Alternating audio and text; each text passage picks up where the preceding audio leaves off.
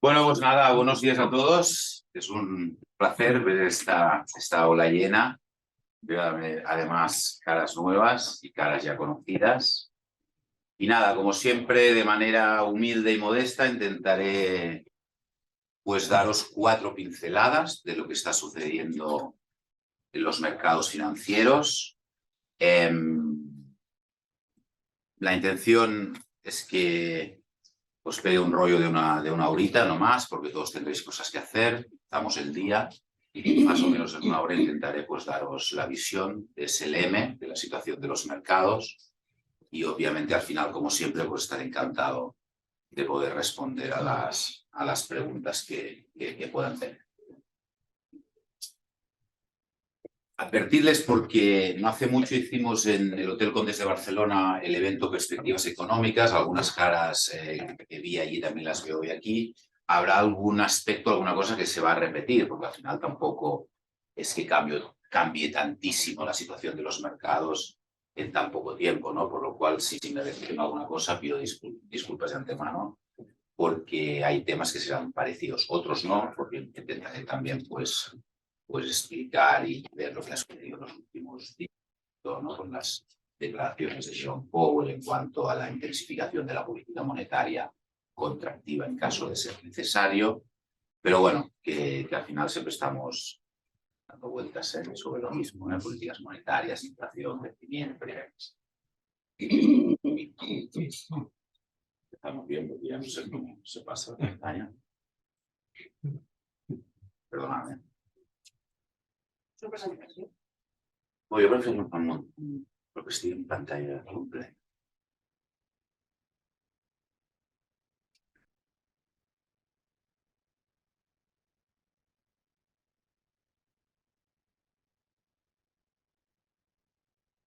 No pasa.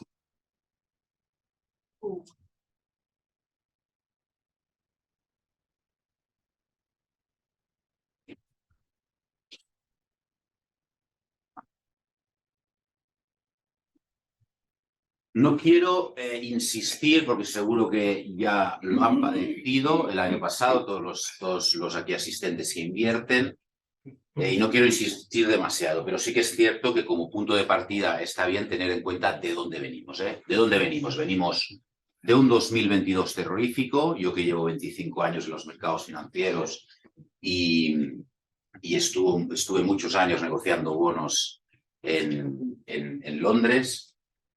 El año que vivimos el año pasado fue difícil, muy difícil. Fue muy difícil por un aspecto que hace las cosas, complica mucho las cosas para nosotros asesores y para los inversores, y fue la altísima correlación entre dos tipos de mercados, que normalmente tienen que estar descorrelacionados. ¿Cuáles son estos dos grandes tipos, estos grandes mercados? El mercado de la renta variable, las acciones, y el mercado de la renta fija, los bonos. Normalmente podemos escaparnos de un mercado para ir al otro o viceversa, cuando un mercado tiene más perspectivas de crecimiento que el otro o funciona mejor que el otro.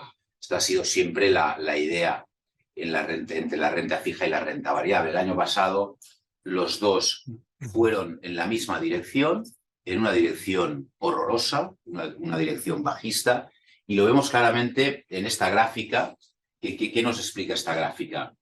Pues en el eje horizontal tenemos el rendimiento del mercado de la renta fija, de los bonos. Todo lo que del eje aquí 0 hacia la izquierda vaya en esta dirección es un rendimiento negativo, y hacia la derecha un rendimiento positivo. Pues vemos que los bonos en su conjunto, porque también hay índices del mercado de bonos, no solo los índices bursátiles, estuvieron en el mercado en su conjunto, tuvo unas caídas superiores al 15%. Es mucho. 15% en bonos es una caída importante. Yo recuerdo momentos así, por ejemplo, cuando hubo la crisis de la deuda en 2010, 2012, en el momento que cayó Lehman Brothers en 2008, y luego ya no lo viví porque aún no estaba en los mercados.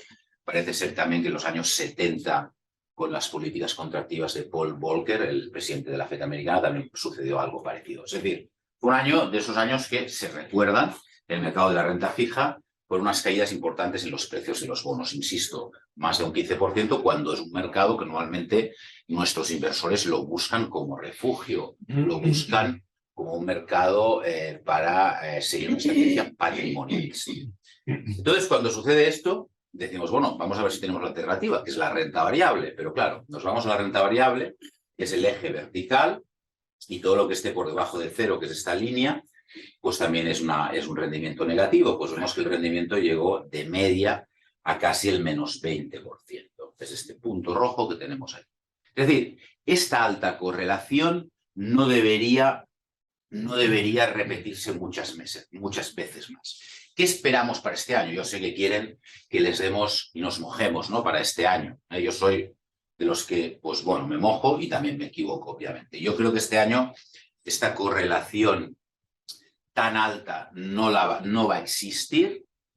Este año nosotros creemos, luego lo desarrollaré un poquito más, que puede ser un año muy interesante de recuperación de precios en el mercado de bonos. Y la renta variable, tendremos que ir viendo sobre todo un aspecto básico, cómo impacta en el margen de las empresas, en los márgenes empresariales, el incremento del coste financiero del endeudamiento de las empresas. Eso es lo que hay que ver. Cuánto se come de margen y también otro aspecto que ya conocemos, si las empresas pueden trasladar el incremento de los costes de sus proveedores por la inflación a la siguiente, en la cadena, ¿no? Si no pueden, pues también esa parte afecta, se genera una erosión de los márgenes bursátiles. Eso es lo que tenemos que ir viendo en renta variable, en las acciones. Creemos que puede ser un año moderadamente positivo en la renta variable, pero también me preocupa que se está instalando, el mercado es muy histérico, el mercado suele ir, da bandazos de un lado al otro, y el de renta variable mucho más. Y si el año pasado, pues en renta variable, porque de media aquí vemos casi un menos 20%, pero hubo empresas el año pasado que cayeron 50, 60 y 70. Hubo índices tecnológicos con más de un 30 de bajada, es decir, las bajadas fueron intensas. Entonces había como un negativismo total en los mercados. Y ahora me parece, a lo mejor me equivoco, es una sensación que voy viendo cuando miro Bloomberg, cuando comento con colegas, cuando hablo con clientes, cuando hablo con empresarios, que hay una narrativa algo o excesivamente positiva en el mercado de renta variable, estoy hablando. Hay una narrativa excesivamente positiva que, de hecho, lo estamos viendo, ahora lo veremos en la siguiente diapo, de hecho ya la paso. Ya lo vemos en la evolución de los índices bursátiles. Aquí tenemos, la mayoría de gráficas vienen de Bloomberg. Aquí vemos los diferentes índices de bolsa mundiales y esa narrativa muy positiva se fundamenta sobre todo cuando vemos cómo hemos iniciado el año, que en todas estas columnas que tenemos aquí, pues es la que dice YTD, que es Year to Date. Esto de aquí, Entonces, fíjense, pues que por ejemplo el Nasdaq, que es el índice tecnológico americano, lleva ya un 12,62%. Esto lo preparé hace 2 días, es decir, los 2 últimos días no están, hace 2 días. Tenemos el S&P 500 también con más de un 6%. En Europa incluso esa narrativa que me sorprende, ¿no? Porque en Europa creo que aún tenemos muchos problemas, como por ejemplo la independencia energética, que sí que tiene Estados Unidos y nosotros no la tenemos, pues ya lo vemos aquí también, ¿no? Pues el CAC 40, que es francés, más de un 13%, el Eurostoxx es el conjunto más de un 12%, es decir, en muchos casos subidas de 2 dígitos. Por lo cual, aquí, y no quiero ser negativista, pero sí que creo que tengo la obligación de advertir o de hacer notar a inversores como ustedes de uno de los riesgos que creo que tenemos con esta narrativa positiva. De hecho, el último artículo que he escrito para el Diario de Mallorca, que se publica hoy, me parece, hablo de ello. Esta narrativa dice, la política monetaria de subidas de tipos de interés en poco tiempo o en pocos meses va Va a haber alguna subida, pero rápidamente se va a detener estas subidas y ya este año, cosa que yo no comparto, pero eso está en la narrativa de los mercados, de ese positivismo, este año vamos a ver ya bajadas de tipos de interés.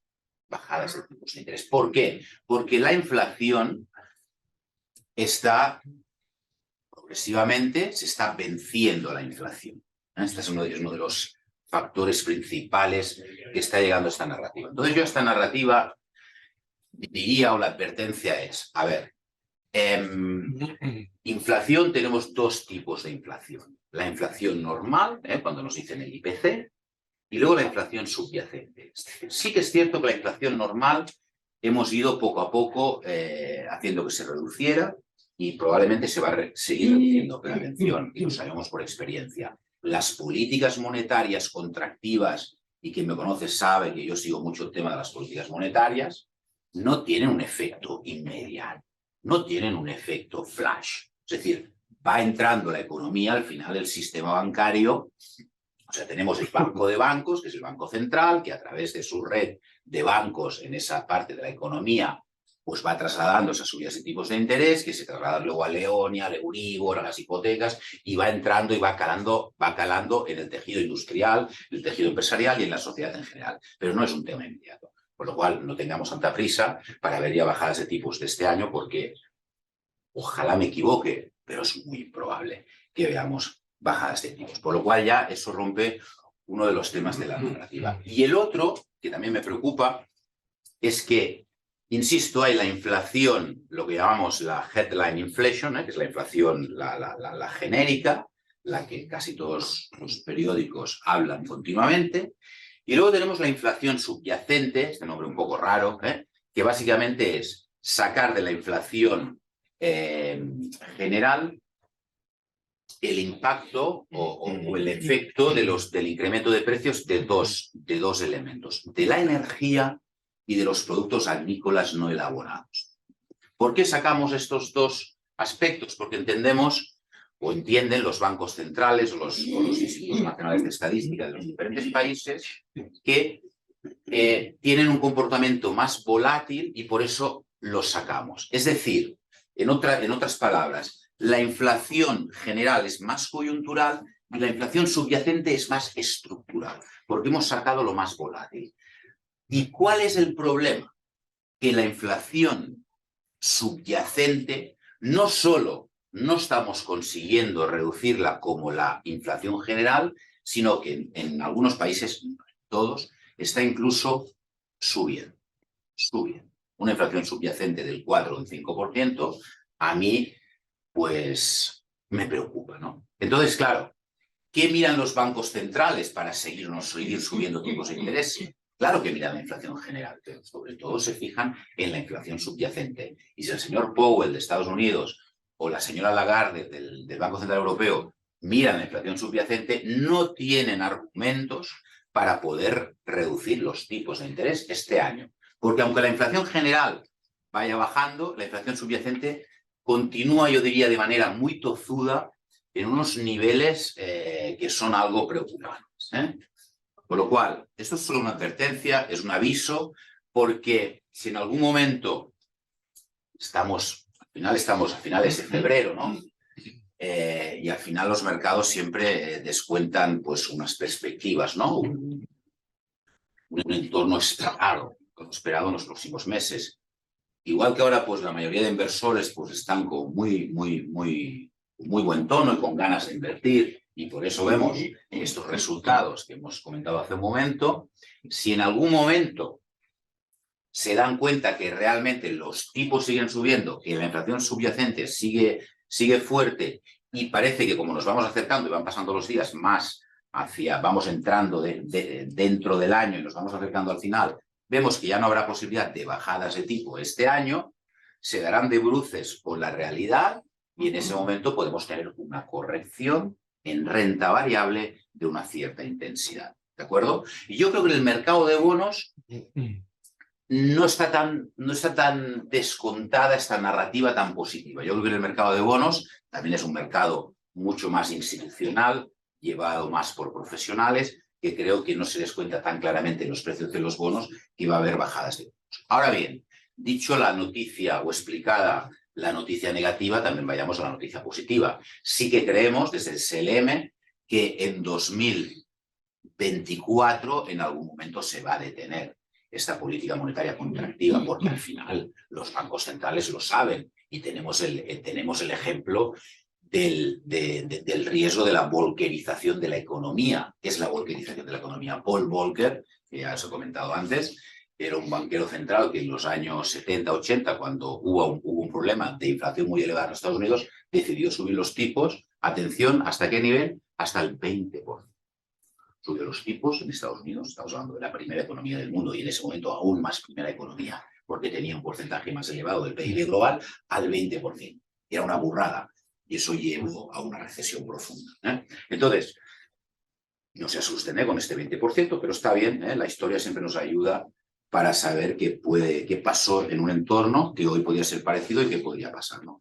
Entonces, no vamos en esa dirección, pero seguir subiendo los tipos de interés al 5, al 6, al 7, es un camino o un escenario que yo creo que los banqueros centrales quieren evitar. Por eso en algún momento, en cuanto puedan, pondrán el freno. Nosotros creemos que si lo permite, insisto, la inflación subyacente y la inflación principal, pues podría ocurrir en 2023. No en 2023, y eso se lo advierto hoy aquí porque sé que se está hablando y nosotros no lo vemos, a lo mejor nos equivocamos y las vemos a finales de año.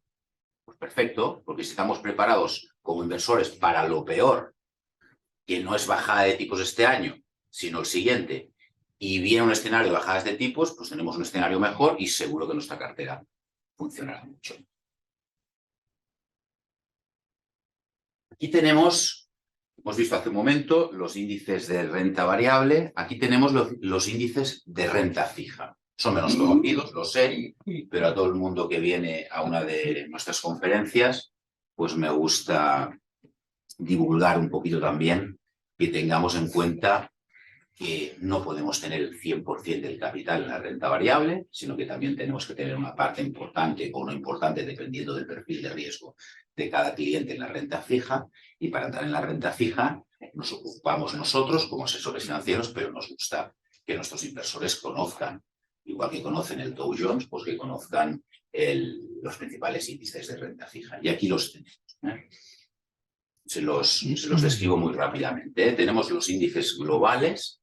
El que más seguimos es el Barclays Global Aggregate, es este número 11, el ticker nosotros lo conocemos como Lega True.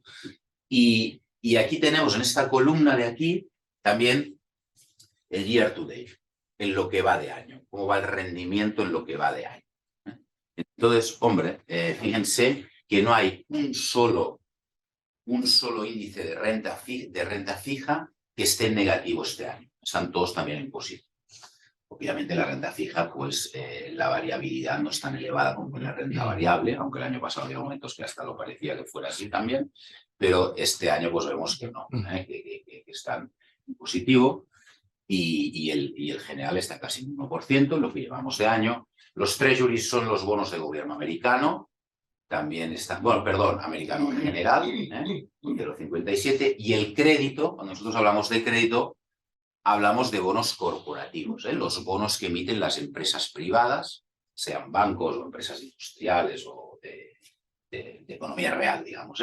Y fíjense que de los tres es el que más sube, un 1,53. Pensamos que este año, más que nunca, es un año de comprar bonos corporativos, bonos de empresas, obviamente de empresas con una buena calificación crediticia y con unas buenas perspectivas. Luego tenemos, no entraré en todos para no cansarles, pero por zonas, ¿no? Estados Unidos, pues también tenemos aquí, eso sí que son los treasuries, que son los bonos de gobierno, un 0,60, tenemos los corporativos americanos, un 49. Luego en Europa, pues también vemos que el pan-euro, es decir, que es todo lo que sería toda Europa en general, 1,35, y solo el de zona euro, 1,32. Asia-Pacífico también 1,64. Asia-Pacífico nos da un poquito más de miedo en el sentido no de la economía en sí, sino que a nivel operativo pues nos sentimos cómodos comprando bonos de Japón, por ejemplo, tercera economía del mundo, o bonos pues de Australia, por ejemplo. Pero el mercado de bonos chino, es también advertencia que doy aquí, si alguien en algún momento pues les plantea la posibilidad de comprar bonos corporativos chinos o bonos de gobierno chino, eso nos da un poquito más de miedo. ¿Por qué? Porque China, como siempre, tiene sus reglas. Sabemos que, por decirlo educadamente, es una autocracia, yo diría una dictadura, pero es más políticamente correcto decir que es una autocracia. Y en momentos que hay problemas en algún bono corporativo, por ejemplo, como vimos con Evergrande, no sé si se acordarán del problema de Evergrande, de este gigante del sector inmobiliario chino, pues ¿qué pasó? Que muchos de los bonistas, de gente que había comprado bonos de Evergrande, que es empresa corporativa, había bonos comprados por residentes chinos, y por no residentes, como si yo pues comprara aquí en SLM para nuestros clientes bonos de Evergrande. En el momento en que se vio que se tenía que hacer una quita o que no había suficiente solvencia para pagar los cupones y para pagar los vencimientos, el gobierno chino, pues porque es una autocracia, automáticamente dijo que primero se pagaban a los tenedores de bonos residentes en China y luego, si quedaba algo, a los bonos de los no residentes. Había muchos bonos denominados en dólares. Esta advertencia también la lanzo. Atención en comprar bonos del mercado chino. Pero bueno, también ven que es otra zona que está funcionando. Y luego vamos a los bonos high yield. Los bonos high yield son los bonos que tienen menor calificación crediticia, en lo que es la nomenclatura de las tres principales agencias, pues cuando empezamos en el B+, no significa high yield, bonos de alto rendimiento, que sean bonos de riesgo elevadísimo y con posibilidad de default altísimo, para nada.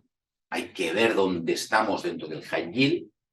Nuestros clientes que están con nosotros, que hay alguno aquí, pues sabe que, por ejemplo, nosotros hemos comprado muchas veces bonos de ThyssenKrupp, la compañía alemana, y es un bono high yield este bono, y es un bono que ha funcionado muy bien. Obviamente también ha tenido oscilaciones, pero ha funcionado muy bien. Entonces, el high yield cogemos algo más de riesgo y obviamente pues coger algo más de riesgo, pues fíjense que, por ejemplo, los high yield europeos están ya casi en el 4%, 3,90%, eso en renta fija, en menos de 2 meses. Yo que vengo de este mercado, es una dirección muy importante. Entonces dirán, hombre, pero Robert, si las subidas de tipos afectan negativamente a los bonos, tenemos esta relación siempre inversa. Es decir, cuando suben los tipos, bajan los precios de los bonos. Y cuando bajamos los tipos, suben los precios de los bonos. ¿Por qué nos estás hablando de la renta fija? ¿Y cómo es posible que veamos estos rendimientos positivos si estamos en claro escenario de subidas de tipos? Porque el mercado de bonos está descontando que seguiremos teniendo por algún tiempo, probablemente este año, subidas de tipos. Que estas subidas de tipos se van a ir reduciendo en intensidad y que probablemente el año que viene se va a detener las subidas de tipos, pero en algún momento bajar. Esto es lo que está descontando hoy el mercado de bonos. Además, yo sigo en contacto con inversores institucionales en todo lo que es el tema de renta fija y me dicen que esta es un poco la película o la historia que hay detrás. ¿Qué riesgo tendríamos? Que si en algún momento, como pasó el año pasado, los bancos centrales se ponen nerviosos y deciden apretar el acelerador y volver a tener subidas de tipos de 75 puntos básicos o de un 1%, eso sí que podría tener un daño en los bonos, al menos momentáneamente. Pero actualmente estas subidas en los bonos no es como en el caso de la renta variable, pensando en la narrativa de bajadas de tipos este año, sino pensando en bajadas de tipos al año siguiente. ¿Por qué? Porque el inversor en bonos normalmente es como más cauto, más reflexivo. Es verdad que también hay mucho más inversor institucional y ve la foto de una manera, digamos, como más profesional. En la renta variable entra todo. Claro que hay los grandes fondos institucionales en renta variable, pero también hay mucho pequeño inversor que, sumados todos, pues genera un poquito de esa volatilidad y esa percepción algo diferente de lo que son realmente los mercados financieros. Aquí tenemos esta matriz también que nos dice cómo están, pues esas son las primas de riesgo. Cuando hablamos de la prima de riesgo, siempre tenemos en la cabeza comparar pues nuestro país, por ejemplo, pues España contra Alemania. Entonces yo si quiero comparar España contra Alemania, cojo aquí España, voy con la matriz y lo cruzo con Alemania. 96 puntos, una prima de riesgo de menos de 100 puntos. Entonces el bono a 10 años. Bono a 10 años. Hombre, está bien. Ha habido momentos que se ha estresado. Acuérdense, y no quiero recordar malos tiempos, en 2012 esto llegó a 700 puntos. 700 puntos. Estábamos al borde del default. Esto lo viví además yo estando en Londres, negociando bonos y viendo el nerviosismo de todos mis colegas ingleses. Nosotros siempre poniendo problemas, los españoles. Estuvimos muy cerca.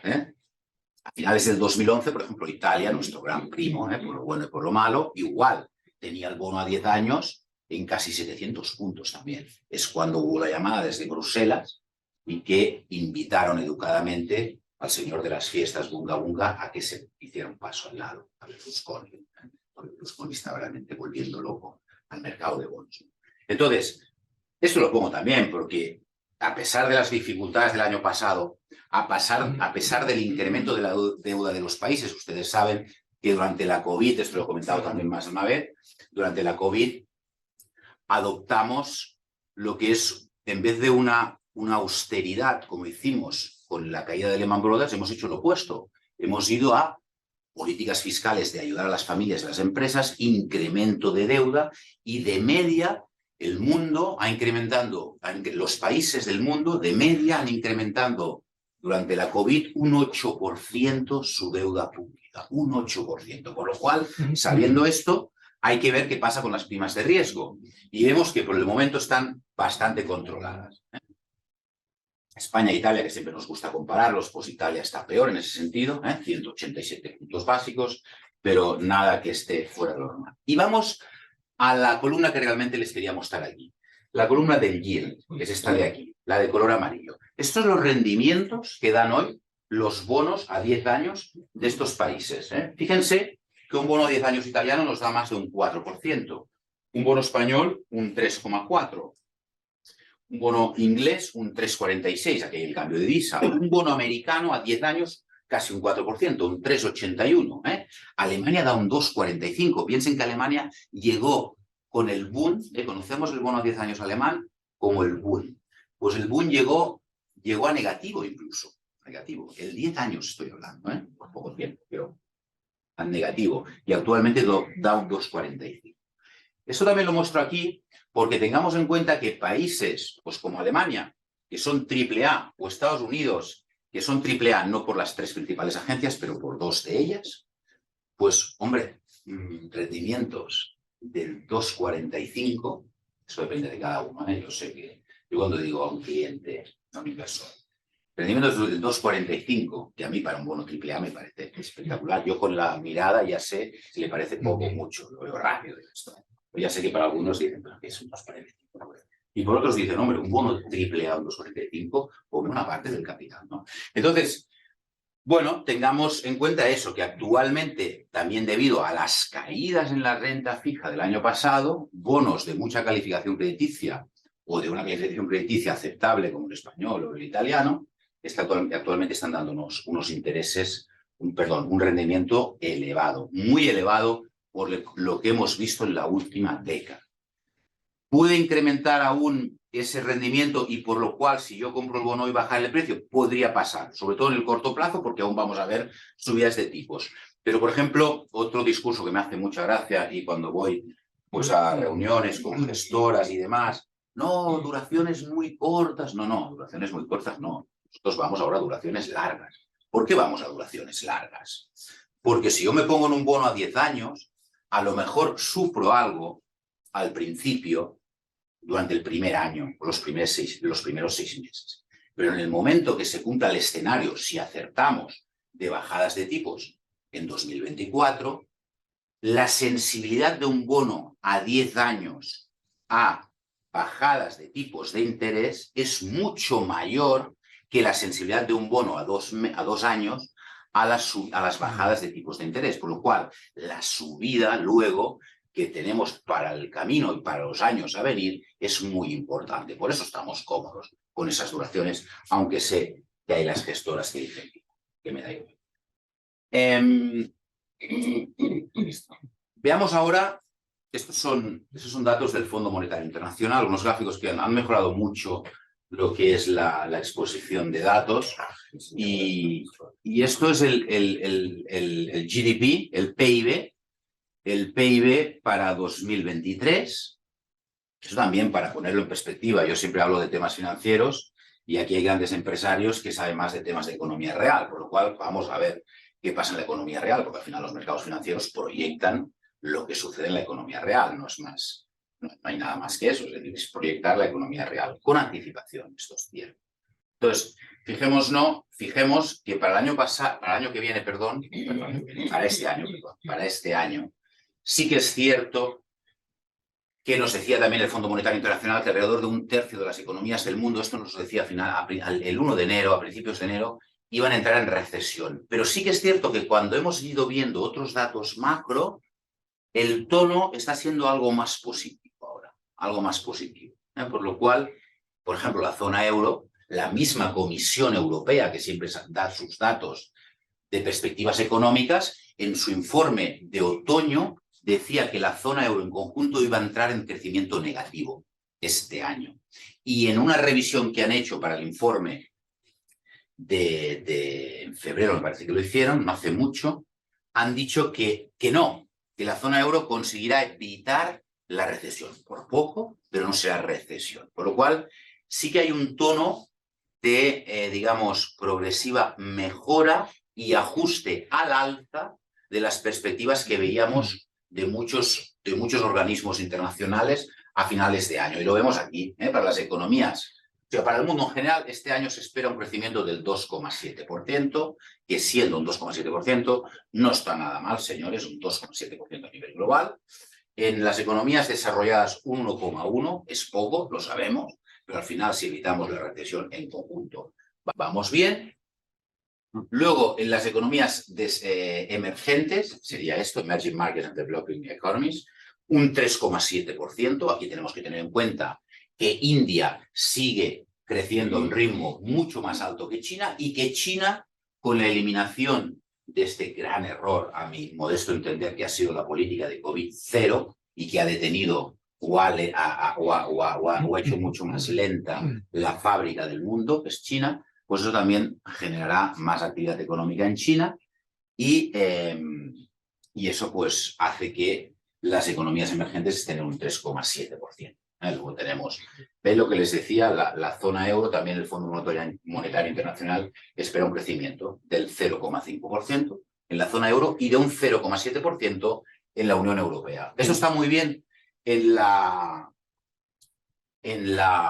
el mapa que está por colores. Entonces, economías que decrecen entre un 0 y un -3%, está en color amarillo. Tenemos a Rusia, obviamente, por las sanciones.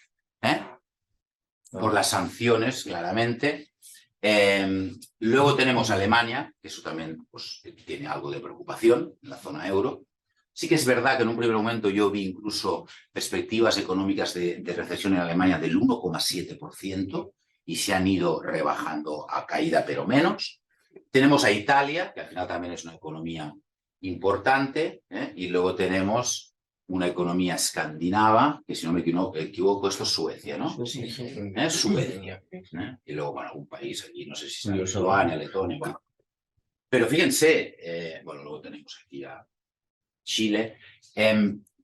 Fíjense que de economías, sí, el Fondo Monetario decía un tercio, pero cuando vemos esto, por eso también lo van ajustando. Esto es mucho más reciente. De hablar de un tercio, fíjense, esto que les decía, la mejora en algunas de las perspectivas que daban a principios de año. Y luego economías que van a crecer entre el 0 y el 3%, yo destaco, bueno, el resto de la economías de la zona euro, España, Francia. España, que sepan que es una de las economías, dejemos de lado el circo político, el debate político que nunca está muy centrado en lo que es la realidad de la economía, sino solo en la consecución de votos. dejando de lado el circo político, la economía española este año será de las economías que funcionará mejor dentro de la zona euro. Y eso, siempre que somos mal vistos, como en 2012, pues también hay que decirlo, al César lo que es del César. Y destacar, sobre todo, este es el aspecto para mí, uno de los aspectos más clave para sus inversiones durante este año, es si Estados Unidos conseguirá evitar la recesión.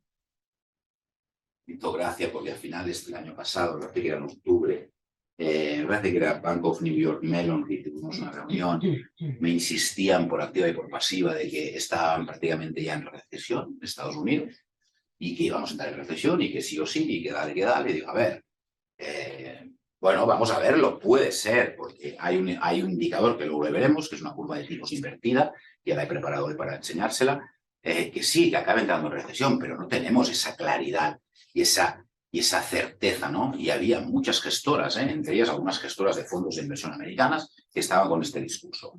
Lo veremos. Yo no digo que Estados Unidos no entre en recesión. De hecho, cuando hicimos la conferencia, daba un dato en una de las gestoras, que la Financial Checker, que decía que había unas probabilidades de un 38%, me parece que eran, de entrar en recesión en Estados Unidos. Por el momento, en Estados Unidos las perspectivas no son de recesión y que se quedarán entre un 0 y un 3%. ¿De acuerdo? Y luego, países que realmente pues sí que ya tirarán más del mundo desarrollado, por ejemplo, Irlanda está con un crecimiento del 3 y el 6%.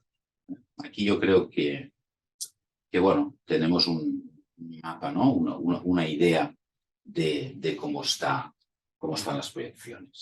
Veo que alguien hace fotos, pueden hacer las que quieran, pero que sepan que si necesitan la presentación, se la enviamos, sin ningún problema. Si la piden a Eduard Santaolalia, y con mucho placer, se la mandan, pero hagan fotos, de ningún problema.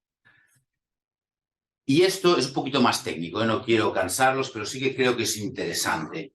Es interesante que comentemos esto, porque esto es lo que llamamos la curva de tipos. La curva de tipos nosotros la utilizamos para ver si nos indica que podemos entrar en recesión o no. Y porque estamos hablando tanto de la recesión americana, pues obviamente me he puesto a dibujar en detalle y de manera rigurosa de hace 2 días la curva de tipos americana y nos sale esto. Y les explico, porque es un gráfico un poquito, no complicado, pero bueno, algo complejo. Aquí, en lo que sería el eje horizontal, tenemos los plazos a los que se financia, en este caso, el gobierno americano, el Tesoro americano. Vamos desde 1 mes, 3 meses, 6 meses, 1 año, 5 años, 10 años, 20 años, 30 años. Aquí tenemos los diferentes plazos en que los inversores institucionales de otros países financian a Estados Unidos. Que sepan que aquí, además me acuerdo Miguel que comentó en la conferencia del hotel, pues que tenemos a Japón y China, que son 2 grandes compradores de deuda americana, 2 grandes compradores de deuda americana. Pues aquí tenemos los plazos a los que se financia Estados Unidos. Y aquí tenemos, en el eje vertical, a qué tipos se financia, cuál es el coste de financiación a esos plazos. Entonces, tenemos 2 curvas de tipos. ¿Se entiende esto hasta aquí? Es decir, el eje horizontal, el eje vertical.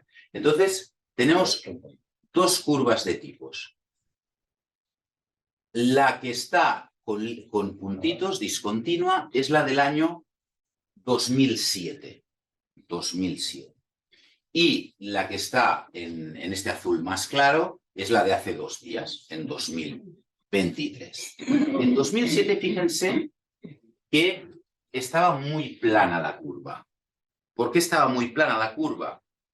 Una curva normalmente lo lógico es que tenga más o menos este dibujo que hago yo con él.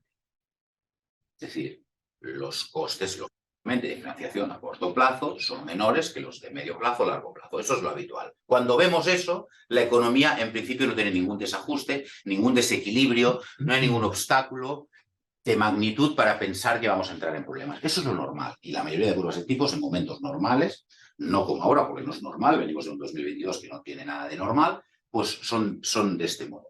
En 2007, que ya algunos, en 2007, esto era del 1 de junio, del 1 de junio del 2007, ya en 2007 nosotros empezamos a ver algún movimiento sísmico, alguna cosa rara en los mercados que podía pasar algo. Fíjense, la curva de tipos se aplanó.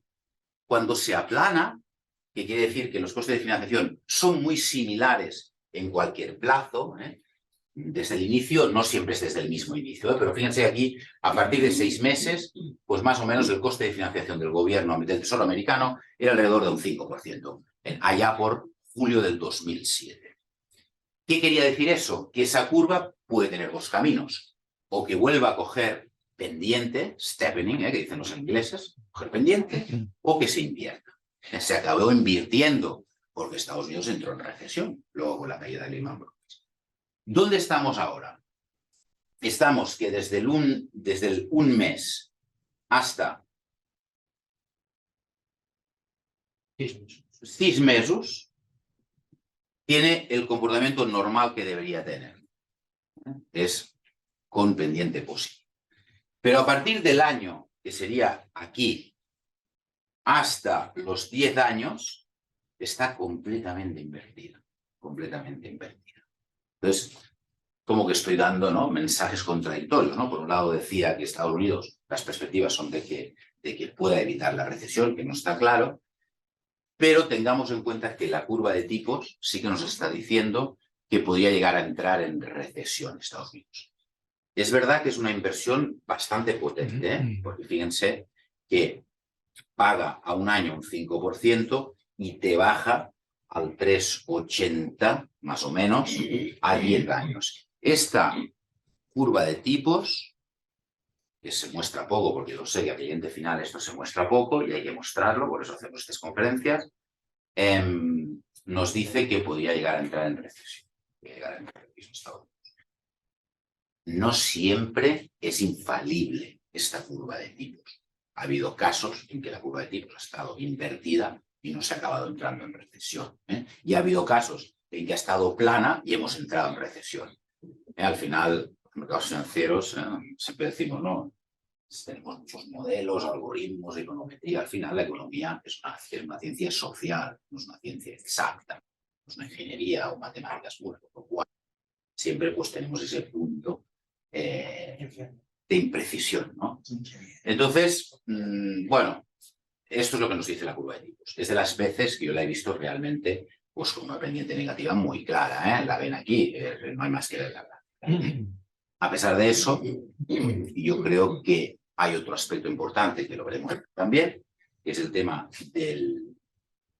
Bueno, hablaremos primero de la inflación, pero luego entraré con más detalle en el tema del mercado de trabajo. El mercado de trabajo en Estados Unidos está muy, muy potente. Entonces, cuesta de creer un mercado de trabajo con tanta fuerza, con tanta generación de empleo, sea una economía que vaya a entrar en recesión. Pero bueno, yo creo que esta conferencia los estoy más liando que clarificando, les voy dando diferentes puntos de vista, pero bueno, de eso se trata, ¿no? De ver lo que...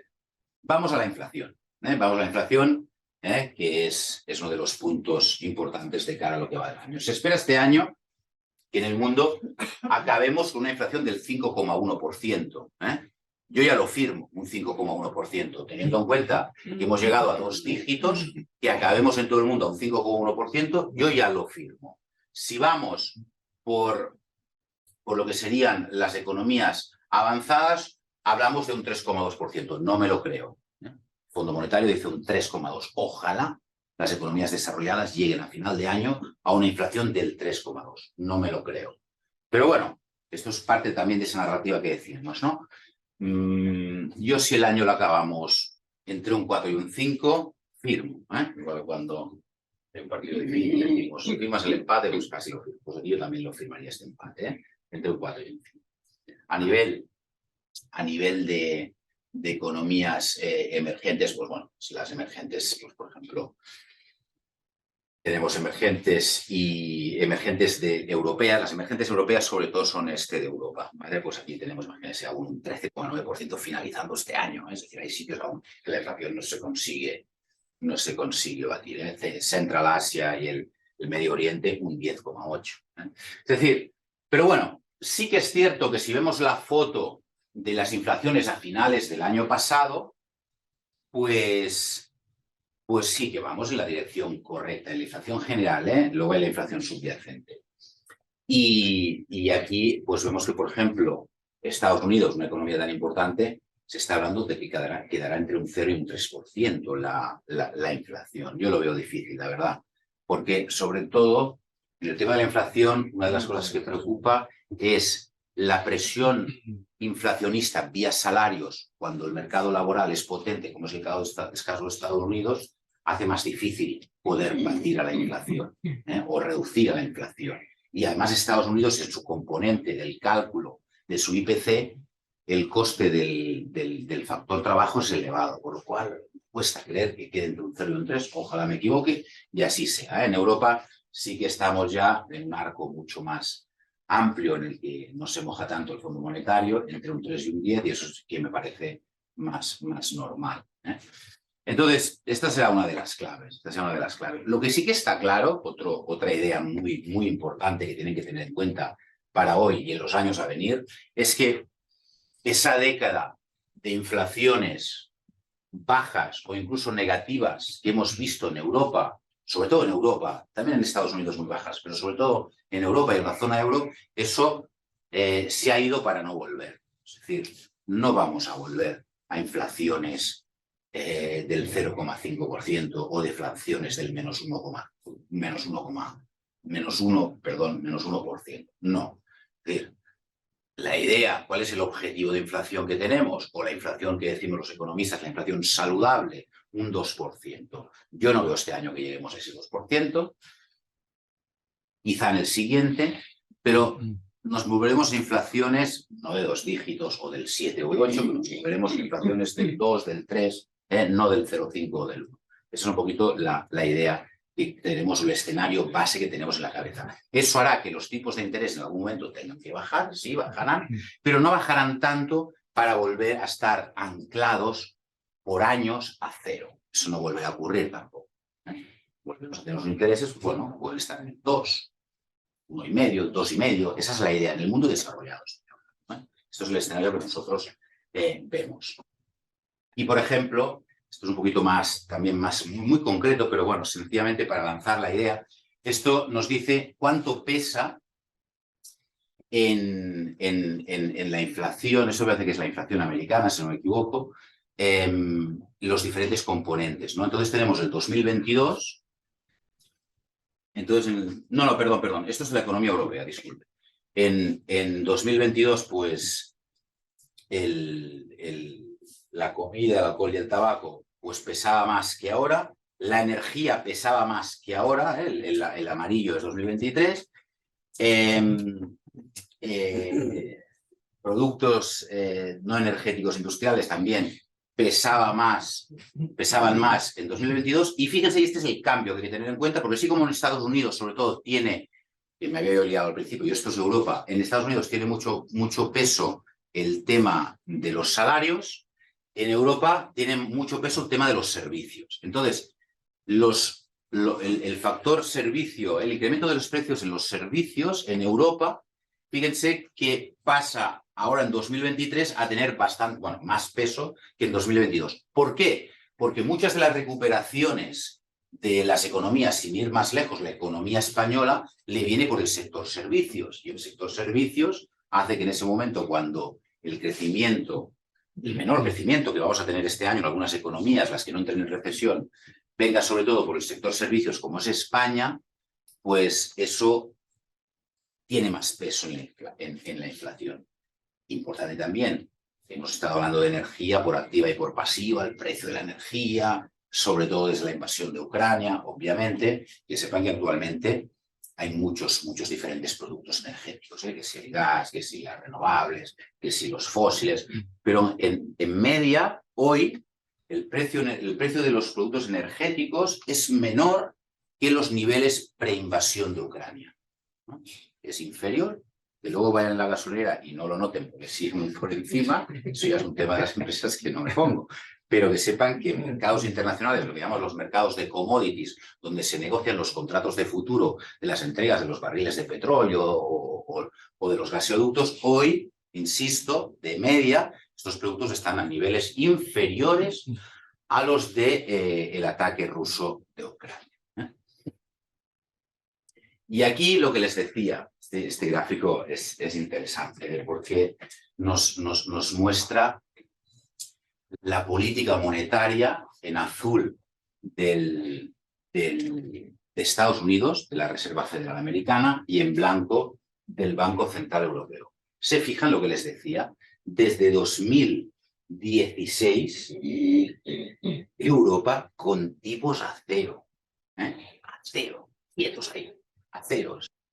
Muy raro, en política monetaria, los que estudiamos un poquito lo que ha pasado en política monetaria en pasado, estar tanto tiempo con los tipos a cero es rarísimo. Y esto ha ocurrido. Hemos estado en un periodo muy excepcional en política monetaria en los últimos años, hasta que en junio, bueno, a mitad de 2022, tenemos que seguir a alguien que se mueve siempre antes que nosotros. Siempre se mueven antes que nosotros. Los anglosajones, los americanos. Los americanos deciden cambiar esa política y empiezan a subir. La subida es de intensidad.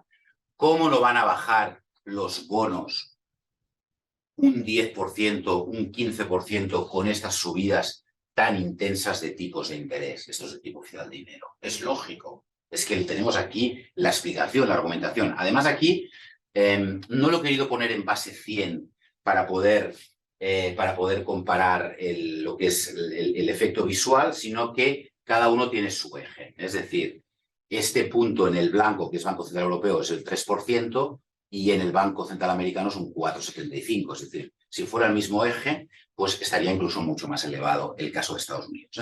Pero nos sirve para ver que, primero, Europa, el Banco Central Europeo, es más inmovilista que la FED americana, porque la FED americana ya intentó, y a mi entender correctamente, en 2017 y 2018 empezar a subir, a hacer subidas muy progresivas, muy tranquilas de tipos de interés. Y luego lo tuvo que bajar, porque cuando tú subes tipos de interés antes de lo que lo espera la economía real, puedes generar que la economía real descarrile, se genere una situación más peligrosa de menor crecimiento y de empeoramiento de las diferentes cifras macro, y puedes dar un golpe de timón y bajar de golpe, y es lo que hizo. Eso también los anglosajones son mucho más, digamos, directos, más inmediatos. Definitiva, lo que les quería mostrar aquí es que los americanos se mueven siempre antes, que hemos tenido un periodo muy anómalo, que eso ha generado también burbujas, unos tipos a cero generan burbujas en cualquier sector. La gente habla de la burbuja de la renta fija, no, las burbujas en todo. Burbujas en el sector inmobiliario, burbujas en el sector de la renta variable, en la renta variable, burbujas en todo. Si tú tienes una barra libre de liquidez, un dinero prácticamente gratis, ¿cómo no se van a alimentar burbujas? Es que es lógico. También se hacía esto porque lo que buscábamos aquí era generar inflación, es lo que llamamos reflación, porque teníamos inflaciones negativas, incluso negativas, y no podíamos. Ahora ya, como estamos hablando ahora de inflaciones hemos tenido de 2 dígitos, la gente lo ha olvidado. Pero es que hablábamos en Europa de que podíamos tener o sufrir la japonización de Europa. Hace unos años hablábamos de eso, la japonización de Europa, que entráramos en un periodo consistente de deflación continua, como pasó en Japón, y tanto daño hizo a su economía, y por eso primero Mario Draghi y luego Christine Lagarde mantenían los tipos a cero para intentar generar inflación. Al final, pues hemos pasado al otro lado. ¿Por qué hemos pasado al otro lado? Porque aquí ha habido un error de percepción de los bancos centrales, que era que el mercado de trabajo, después del efecto de la COVID, no se recuperaría tan rápido como se ha recuperado y no presionaría tan rápido a la inflación. Si a eso le añadimos la guerra de Ucrania con el incremento de los precios energéticos, pues se ha generado una inflación y han actuado tarde. Atención de esto, y yo aquí también acepto el mea culpa. Yo también era de los que pensaba de que esa inflación no se dispararía tan rápido porque el mercado laboral no presionaría al alza. Y tengo algún artículo por allí, he equivocado y ha acabado siendo así. Pero bueno, por eso hay que siempre estar muy vigilante. Y eso es lo que les decía. El tema del desempleo. De hecho, me parece que tengo otra que me gusta más. Aquí tenemos el nivel de desempleo actual de varias economías importantes. Estados Unidos alrededor del 3,60. En la Unión Europea al 6,60. La Unión Europea siempre genera más desempleo porque hay países pues, como España, ¿no? Por ejemplo, Portugal o Grecia. 6,60. Gran Bretaña un 3,70. Suiza un 2% de desempleo, imagínense, un 2%.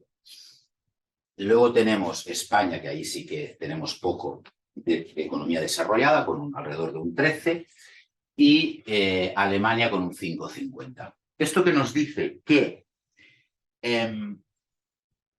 por este razonamiento de aquí, esos que dicen que la inflación se va a conseguir batir tan rápido y subiremos tipos este año, esto nos dice que no. Nos dice que no porque los niveles de desempleo son muy bajos en muchas economías y la acabaremos batiendo a la inflación, la conseguiremos poner otra vez en niveles del 2-3%, pero no creo que sea este año, porque los niveles de desempleo son muy bajos en muchas economías, no en la española, pero en muchas economías. Fíjense, Estados Unidos, yo me acuerdo cuando salió este dato en plena COVID, y no lo había visto nunca, Estados Unidos tuvo una subida espectacular del desempleo, cuando dan el dato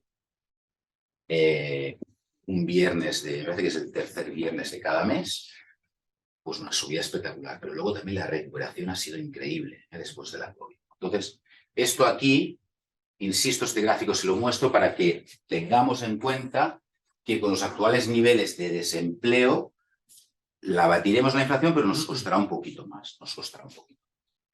Y esto, lo mismo que hemos visto allí, lo tenemos pues a nivel de este mapa del Fondo Monetario Internacional.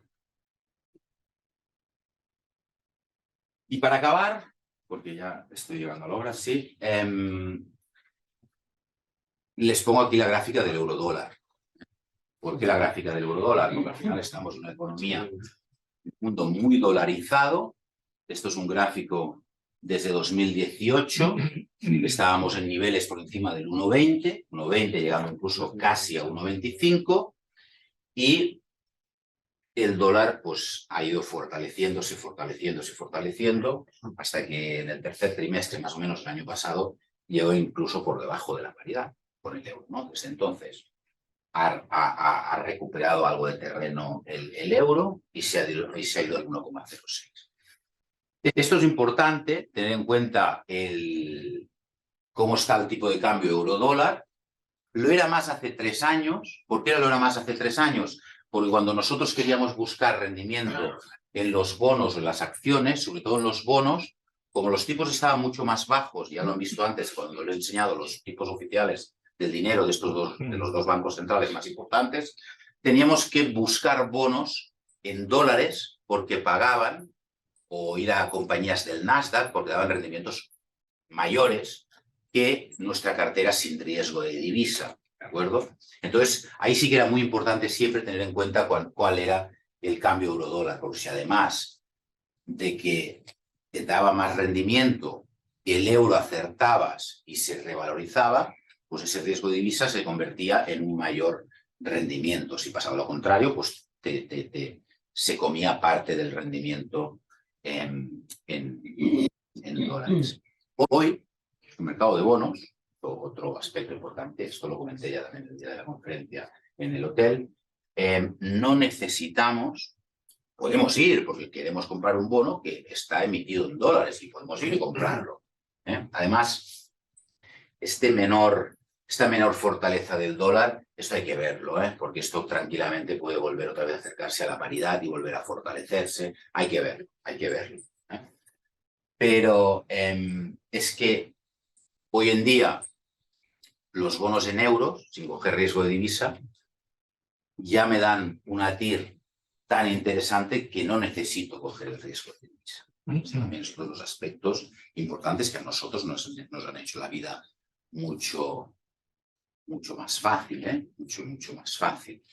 Entonces, pero bueno, sí que hay que tener siempre en cuenta cómo está el cambio euro-dólar, porque al final la economía se mueve muchísimo en dólares. Muchos de los principales indicadores macro, como por ejemplo todo el tema del precio del Brent y demás, están en dólares y hay que siempre tener en cuenta cómo funciona el dólar, ¿no? Pero insisto, esta fortaleza que ha cogido el dólar y que ahora la ha perdido en parte, no creemos que el dólar continúe perdiendo muchísimo más valor. Al contrario, puede incluso que se vuelva a apreciar. ¿Por qué? Porque Estados Unidos yo la veo nosotros desde SLM y la vemos, tenemos una percepción de que si han de ser más agresivos con subidas de tipos en caso de que no consigan el objetivo de batir a la inflación, pues lo hará con más intensidad y antes que el Banco Central Europeo. Y pues si subes tipos antes, defiendes más tu divisa. Pues nada, muchas gracias. Si quiere hacer alguna pregunta, estaré encantado de responder si las sé responder. Perdón. Yo quería preguntar, he visto que el bono americano está mucho más alto, por ejemplo, está más alto que el español.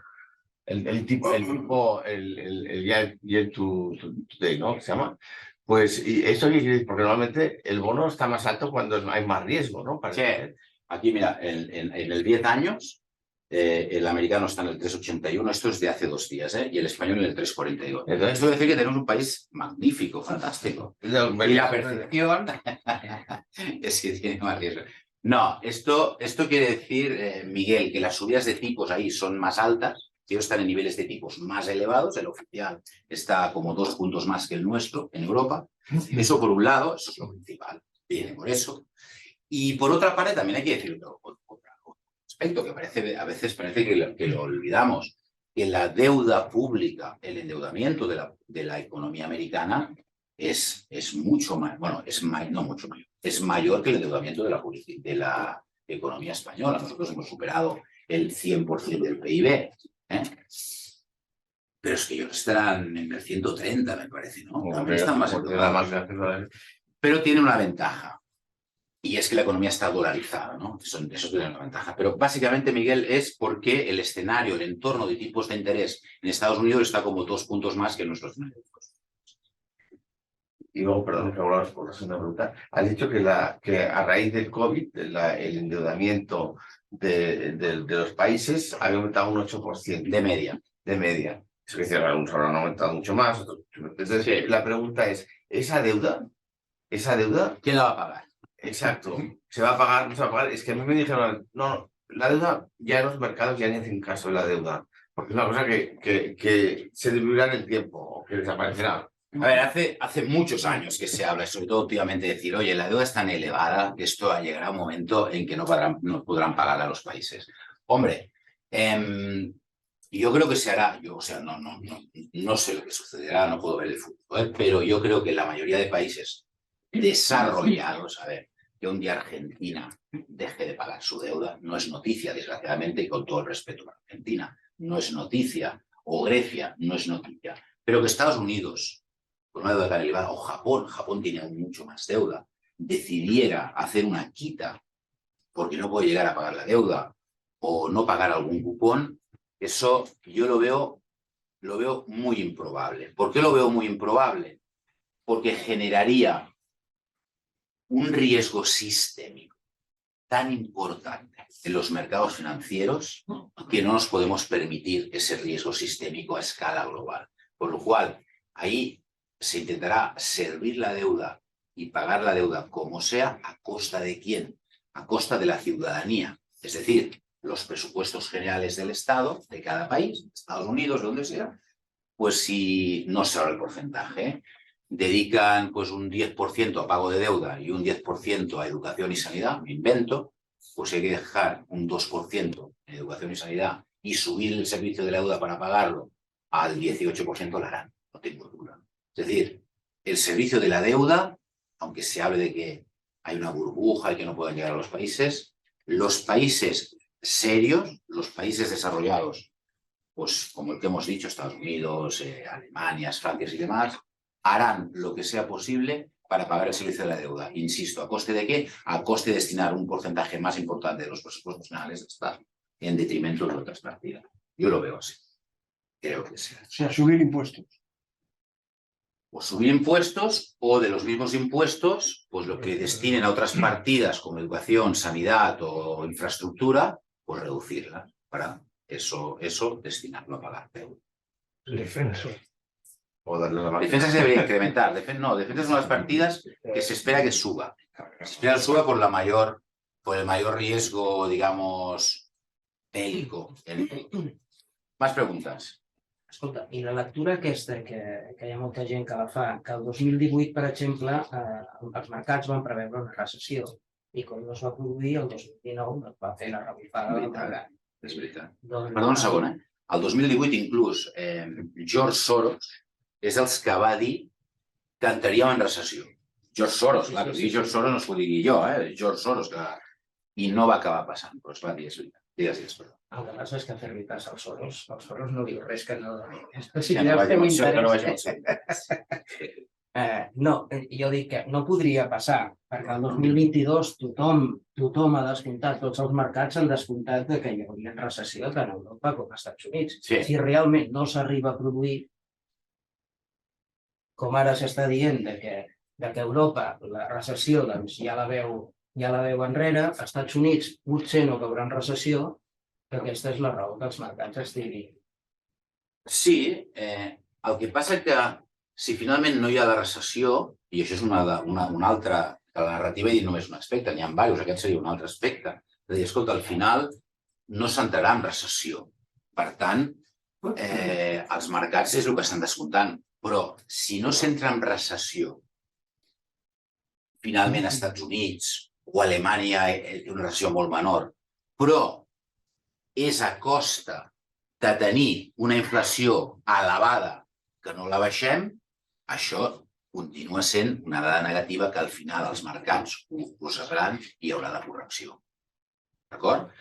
Si no hi ha la recessió, però mentre no hi ha la recessió aconseguim realment fer baixar la inflació, llavors probablement tot el que he dit no em feu cas perquè aquesta narrativa és la que guanyarà i la que predominarà i els mercats aniran com un coet, sobretot els de renda variable. Però és que a mi em costa veure que aconseguim baixar, per una banda, la inflació com s'espera i diu la narrativa i comencem a baixar tipus aquest any, i per altra banda, l'economia tingui uns nivells de creixements elevats i inclús sense entrar en recessió.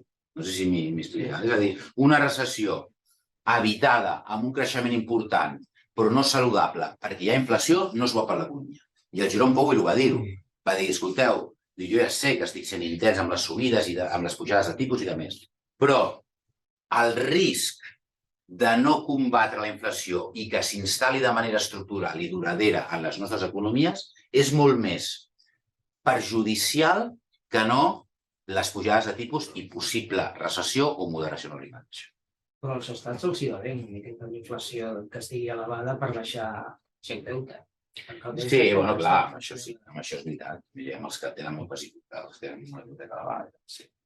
A l'economia tot té una implicació, una segona derivada, uns pros i uns contres. Però el que sí que puc dir és que després d'un inici una mica dubitatiu amb què fer amb les pujades de tipus, ara, sobretot el Banc Central Americà, ho té, però ha posat la banya en un forat i no la traurà, fins que no aconsegueixi baixar la inflació. I aquest és el seu principal objectiu. No dic que siguin tan kamikazes com va ser Volcker, que va pujar fins al 20% i va generar una recessió. La va generar ell, la recessió. Ell la va provocar, la recessió. No estic parlant d'això, però que si té que seguir pujant els tipus per combatre la inflació i té que arribar al 8, no ho sé, m'ho estic inventant, però si té que arribar al 8 ja arribarà. Això sí, ho tinc clar, perquè a més jo crec que han tingut un cost de credibilitat, una erosió de la credibilitat molt important, els bancs centrals, sobretot la FED, perquè va tardar tant a actuar al principi de quan es veia la inflació. I ara vol dir, m'entens? És a dir, és allò com quan un no pita un penalti amunt i després compensa amb l'altre equip. Doncs ara és el mateix. Vol compensar aquell primer error inicial. És la nostra sensació. Més preguntes? En teoria, jo crec que hauríem d'anar amb uns tipus d'interès estàndards o dintre de la mitja històrica, perquè que no sabem si pujaran o baixaran. Hauríem d'anar a una mitja històrica. I quina és la mitja històrica dels americans? Bueno, no li puc dir. Van pujar al 20. Sí, no sé quina és la mitja històrica, no ho sé. Sí que li diria que en els últims, no sé, 20 anys o 30 anys, doncs normal ja té uns tipus al voltant del 3, 4, al voltant d'això. Estem parlant de 10 anys, no? No, 20 anys inclús. No, 10 anys, el tipus de 10 anys. No, el tipus oficial del diner. Sí, el curs, sí. A veure, no sé aquesta dada, no sé aquesta dada, quina és la mitja. Sí que el que es parla a vegades és el tipus d'interès que es diu saludable, igual que tenim la inflació saludable, i aquí hi ha opinions per tots els gustos. Alguns diuen que el tipus d'interès saludable ara mateix a l'economia americana hauria de ser del 4,5%. Altres diuen que el 5%. Hi ha diversitat d'opinions. La mitja, home, la mitja històrica, per què ha de ser la mitja històrica? La mitja històrica depèn de cada moment, de cada conjuntura. Hi ha moments que la conjuntura t'ha portat a tipus del 20 i hi ha moments que t'ha portat a tipus del 0. No ho sé, és una lectura respectable, no és que critiqui el tema aquest, però jo crec que els tipus han d'estar en funció de la conjuntura d'aquell moment i el que toqui en aquell moment. Tot i que, perdoni, però no li sé dir quina és la mitja història. No, és que com no sabem si pujaran o els baixaran, No, sabem que pujaran. Ara sabem que pujaran. no gaire, sembla. Bueno, però encara pujaran. Sí. Veiem que pujaran. Bueno, aquests 15 dies últims han baixat molt els bons precisament perquè deien que el tipus terminal no s'acabaria al 5,25. Clar, i per el missatge aquest de la FED, sí, perquè havia millorat el mercat de bons però llavors en aquests últims 15 dies ha tornat una mica a espantar-se de que pugui apretar massa. Més preguntes?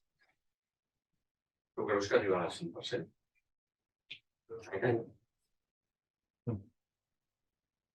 Visto. És una resposta gallega.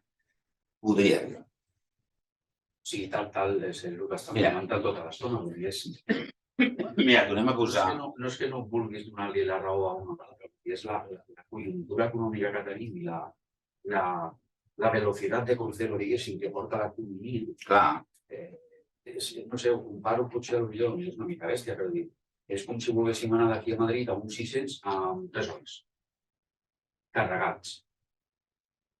Un Mercedes sí que potser ho faré, però clar, l'economia ara mateix és uns 600, no és un Mercedes. ja. Però pensa, mira, per exemple, amb els tipus d'interès als Estats Units, així com a Europa dones una xifra única, als Estats Units es dona un rang, no? Jo aquí he suposat el que es diu, aquí ho diu, el upper bound, la part alta. És que la part alta estem pràcticament al 5 ja. Estem al 4,75. I llavors, com et deia, probablement sí. I, vaja, diria que sí, perquè hi som. La FED que ja estan abogant, diguéssim, les banques de la FED estan abogant. No, perquè el Powell sí, no, el 4 i tal, i hi ha uns altres que estan dient no. No, sí, Tal com ho tenim. sí que és molt probable, no ho puc assegurar-ho, però és molt probable que hi arribem i que el superem. Vist pel tema de que l'economia, que és el que t'ha dit, la relació, és el que et deia de la línia, tindrà que anar així, clar, això d'aquí és com a mínim més dolent. No és així, hòstia, ja amb 6 mesos acabat. Sí, no, tot és molt, exactament, tot és molt més lent. El que també és veritat, aquí també un dels riscos que és que ser banquer central és molt difícil, Sí, no? Un dels riscos que hi ha és que tu dius, bueno, pujo 25 més, pujo 50 més, pujo 25 més, perquè no acabes de veure l'efecte a l'economia, però és que igual ja en els fonaments de l'economia ja està començant a tenir un efecte això, però tu no ho veus encara a la superfície.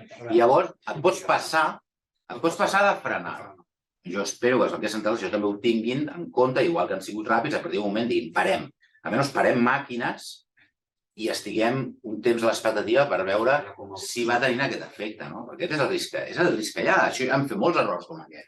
A Europa, ho he comentat 1000 vegades, perquè a més per mi és un dels pitjors banquers centrals que ha tingut el Banc Central Europeu, que va ser el senyor Trichet. El senyor Trichet, en un moment determinat, quan vam tenir les trompades del 2008-2009, per la pressió d'Alemanya, puja tipus d'interès. Aquella pujada de tipus d'interès del Trichet, no ho diuen, però jo ho dic clarament a més, aquella pujada de tipus d'interès que anava potser bé a Alemanya o a Holanda va fer que tinguessin que rescatar a Irlanda, a Grècia, a Portugal, mitja Espanya i quasi Itàlia. Va ser allò, aquella pujada de tipus abans d'hora, perquè aquelles economies començaven a treure el cap una mica, a tornar a anar bé, i aquella pujada de tipus els va matar. Llavors, clar, és que ser banquer central no és fàcil, Com si no tinguessin economistes. Sí, en tenen molts. És que tenen els dolços.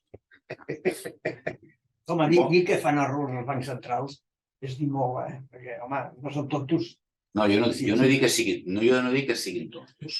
Però que es van equivocar. Però que quan nosaltres mirem al passat polítiques monetàries, acertades i desacertades, serà molt difícil que algú em pugui convèncer que amb Trichet no es va equivocar amb la pujada de tipus que va fer abans. Un error, no dic que sigui tonto, Trichet segurament és molt intel·ligent. Per mi és el pitjor banquer central que tinc per l'europeu, de totes maneres, no li arriba ni a la sola de la sabata Mario Draghi, per exemple.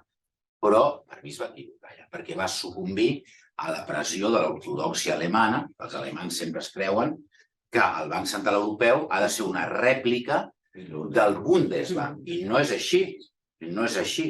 I llavors el Mario Draghi, per això no poden veure el Mario Draghi els alemans. El Mario Draghi deia, jo faig el que jo crec, senyors, jo sóc el banquer central d'un banc central, no només d'Alemanya, d'un banc central de tots els països de la zona euro, i per això els alemans no el podien veure. Perquè no dic que siguin tontos, no. Molt bé, señores, pues muchísimas gracias y nada, espero que haya sido